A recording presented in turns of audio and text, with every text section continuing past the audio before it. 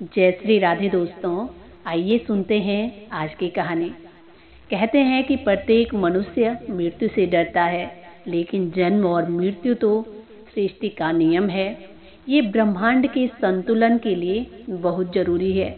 अगर ऐसा न हो तो एक मनुष्य दूसरे मनुष्य पर हावी हो जाए और एक दूसरे को जीने ना दे। तो आइए सुनते हैं इसी पर एक छोटी सी कहानी। एक बार एक राजा एक संत के पास गए और वहां जाकर राजा ने संत से कहा कि महाराज, आप ऐसी कोई औषधि बताएं जिससे कि अमरता प्राप्त हो जाए, कभी भी मैं बूढ़ा न हूं। संत ने जब राजा की ऐसी बात सुनी तो संत को हंसी आई, लेकिन फिर भी संत ने राजा से कहा कि महाराज, आपके सामने जो आपको 2 पर्वत दिखाई दे रहे हैं, अगर आप इनको पार कर लेंगे तो इनके पीछे आपको एक झील मिलेगी। उस झील का पानी अगर आप पी लोगे तो आपको अमरता प्राप्त हो जाएगी। राजा ये सुनते ही बड़ा खुश हुआ और राजा ने वो पर्वत पार कर लिए और झील के पास पहुंच जाता है। जैसे ही राजा वो पानी पीने के लिए नीचे झुकता है तो राजा को एक आवाज सुनाई देती है, जैसे कोई बहुत बड़े कष्ट में हो। तो अब राजा ने पानी नहीं पिया और पहले उस आवाज को तलाशने लगा कि ये आवाज आखिर कहाँ से आ रही है, यहाँ कौन कष्ट में है। तो राजा कुछ आगे जाता है तो देखा वहां पर एक बूढ़ा व्यक्ति था। वो बूढ़ा व्यक्ति बड़े कष्ट में था, मानो उसे देखकर ऐसे लग रहा था कि कब से इसने अन्न ग्रहण नहीं किया, कोई भोजन नहीं किया।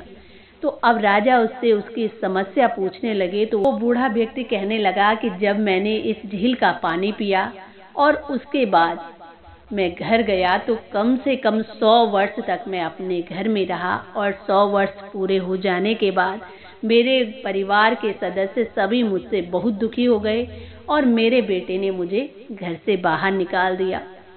घर से बाहर निकालने के बाद जब मैं यहाँ आया तो मुझे 50 साल से भी ऊपर यहाँ हो गए, लेकिन मुझे मृत्यु ही नहीं आती।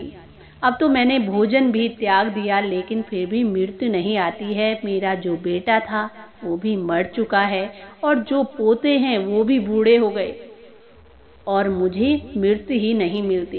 तो इस प्रकार वो बूढ़ा व्यक्ति अपना दुख दर्द राजा को बताता है और ये सुनकर राजा को बड़ी हैरानी हुई। राजा ने पानी पीना छोड़ा और वहां से लौटकर चला आया, क्योंकि राजा के मन में एक सवाल आया कि बुढ़ापे में अमरता का क्या करना, जब शरीर बूढ़ा हो जाए तो उस अमरता का क्या काम। तो वहां से लौटकर फिर से संत के पास आता है। संत से कहने लगा कि प्रभु, आप मुझे अमरता के साथ कुछ ऐसी औषधि और बताएं कि अमरता के साथ साथ मुझे यौवन भी प्राप्त हो जाए, मैं हमेशा जवान रहूं। और अब ये बात सुनकर संत को हंसी आती है। संत ने राजा से कहा कि महाराज, जैसे ही आप झील का पानी पिएंगे और उसके आगे आपको एक और पर्वत दिखाई देगा। उस पर्वत के पीछे आपको एक पेड़ दिखाई देगा। उस पेड़ में पीले रंग के फल होंगे, उनमें से एक फल आप खा लोगे तो आप यौवन को भी प्राप्त कर लोगे। राजा इस बात को सुनकर भी बहुत खुश हुआ, क्योंकि अब राजा को अमरता और यौवन की दोनों औषधि प्राप्त हो चुकी थी। तो अब राजा उस पर्वत को भी पार करता है, उस पेड़ के पास पहुंच गया। वहां राजा ने देखा कि उस पेड़ पर बहुत अच्छे अच्छे फल लगे थे। उनमें से राजा एक फल जैसे तोड़ने ही लगा, तभी राजा को बहुत तेज तेज आवाज सुनाई देने लगी और वो आवाज थी किसी के झगड़े की, जैसे कोई लड़ाई कर रहा हो। अब राजा को ये सुनकर बड़ा आश्चर्य होता है कि इस सुनसान जगह पर आखिर कौन लड़ सकता है। राजा ने फल तोड़ना छोड़ दिया और अब उन व्यक्तियों को ढूंढने लगा जहां से वो झगड़े की आवाज आ रही थी। कुछ आगे गया तो दिखाई देता है वहां पर कुछ व्यक्ति आपस में लड़ रहे थे। अब वो कौन थे राजा को पता नहीं था। तो राजा ने जब उनसे पूछा तो उनमें से एक व्यक्ति कहने लगा कि राजन, ये जो है मेरी संपत्ति का मुझे हिस्सा नहीं दे रहे हैं। तो अब राजा ने उस अगले व्यक्ति से पूछा कि आप इसकी संपत्ति से क्यों नहीं देते। तो वो व्यक्ति कहने लगा कि जो मेरा बेटा आपसे ये शिकायत कर रहा है ये 200 साल से ऊपर है और मेरी उम्र 300 साल हो चुकी है और जो मेरे पिता हैं वो 400 साल के हैं। अभी तक मेरे पिता ने मुझे मेरी संपत्ति नहीं दी, तो मैं अपने बेटे को कैसे अपनी संपत्ति दे दूं। वो व्यक्ति अपने 400 साल उम्र के पिता की ओर इशारा करते हुए कहने लगा। तभी जो उसके पिता थे वो अपने पिता की ओर इशारा करते हुए कहने लगे कि अभी मुझे मेरी ही संपत्ति नहीं मिली तो मैं इनको क्या दूं।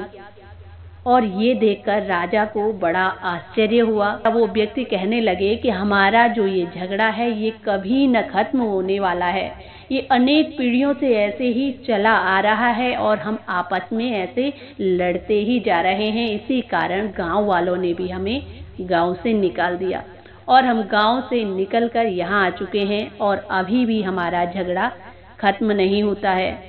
ये सुनकर राजा को बड़ा आश्चर्य हुआ। राजा वापस संत के पास लौटकर आए और कहने लगे कि आपका बहुत बहुत धन्यवाद जो आपने मुझे मृत्यु का महत्व समझाया। और कहने लगे कि महाराज मुझे ना तो यौवन चाहिए और ना ही मुझे अमरता चाहिए। तो दोस्तों ये थी आज की कहानी। आशा करती हूँ आप सबको भी पसंद आएगी।